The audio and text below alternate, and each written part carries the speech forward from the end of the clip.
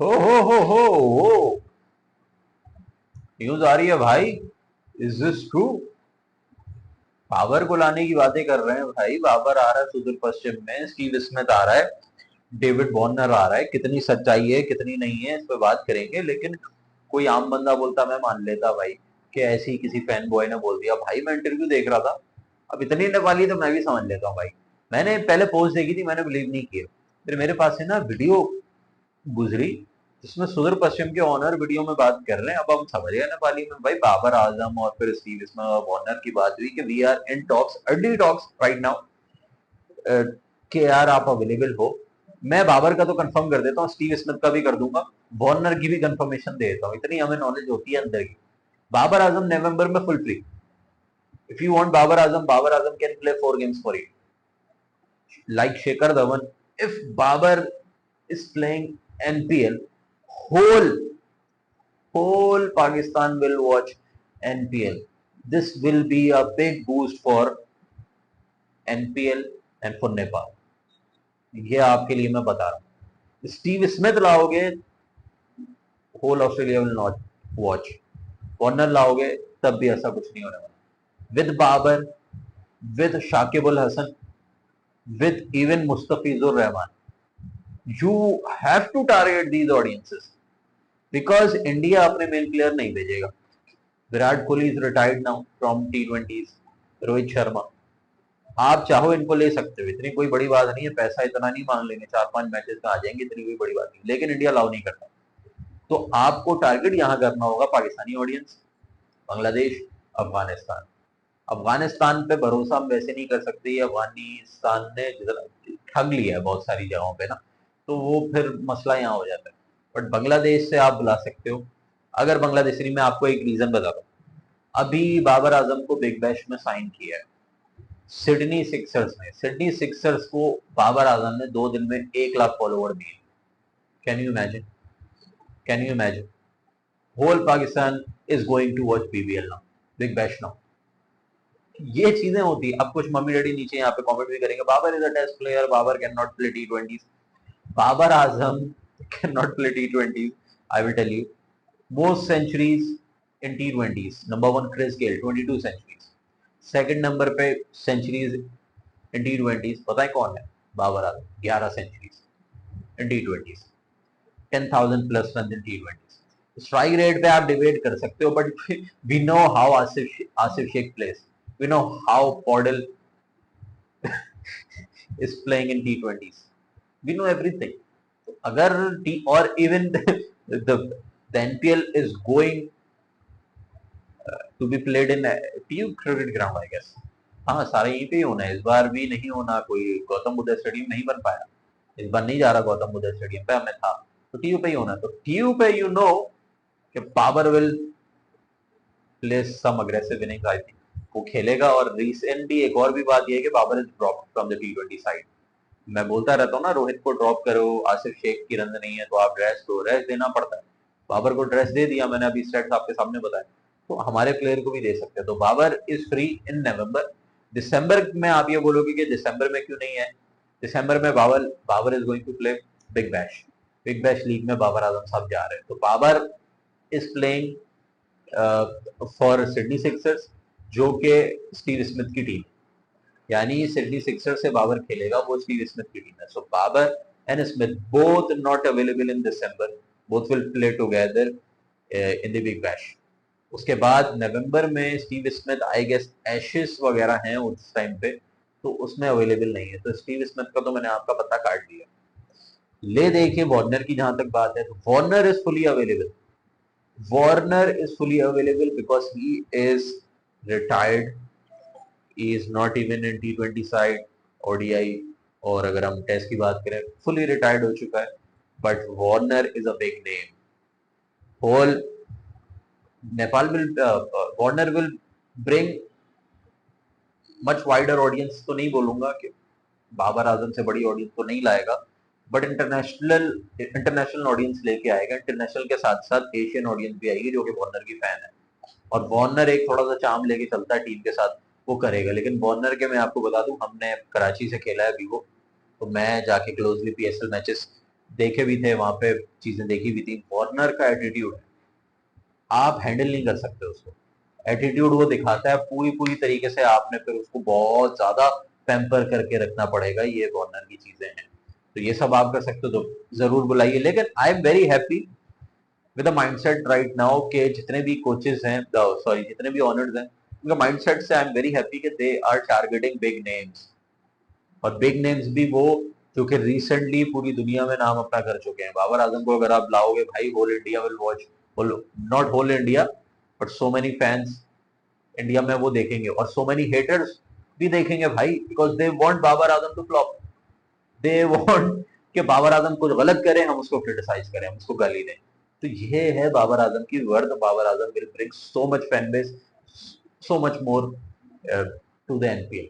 बहुत बड़ी साइनिंग होगी, लेकिन मैं आपको एक पैसा बता दूं, बाबर को अभी साइन किया 7 करोड़ रुपए में बिग बैश ने, बट बिग बैश के होल सीजन के लिए वो साइन हुआ है, जिसमें कोई 1.5-2 महीने का, 1.5 महीना आएगा, 1-1.5 महीने का वो पूरा सीजन होता है। तो वो पूरा सीजन अगर 7 करोड़ 1.5 महीने के ले रहा है, अगर एनपीएल 4 मैचेस के लिए बुलाता है, सिर्फ नवंबर में जितने मैचेस हैं उसके लिए बुलाता है, क्योंकि दिसंबर में वो अवेलेबल नहीं होगा, तो ऑब्वियसली वहां वो 7 ले रहा है, आपसे 1.5 करोड़ लेगा। या आपने ये धवन ववन को आपने 2-3 करोड़ दिए थे, 3 दिए थे आएगा। तो 1-1.5 करोड़ में ऐसा नहीं है कि बाबर को आप साइन ही नहीं कर सकते, पैसा ही इतना ज्यादा है। 2 crore maximum I think, 2 crore में 4-5 गेम वो, 4 गेम या 3 गेम जितने भी होते हैं नवंबर में वो खेल के चला जाएगा। लेकिन उस 3 गेम में बहुत ज्यादा फायदा होने वाला है एनपीएल के फ्यूचर के लिए। बाद में पूरी दुनिया को पता लगना है, क्योंकि एनपीएल सिर्फ एसोसिएट लीग तो हमें बना के नहीं रखनी है। ऑब्वियसली पहले सीजन में हमने टारगेट किया था भाई, सुदूर पश्चिम के ऑनर बात कर रहे हैं, तो सुदूर पश्चिम के ऑनर हल्के तो नहीं है। सुदूर पश्चिम के ऑनर ने भाई आपके सामने ऑस्ट्रेलियन कोच लेके आए थे, ब्रैड हॉज।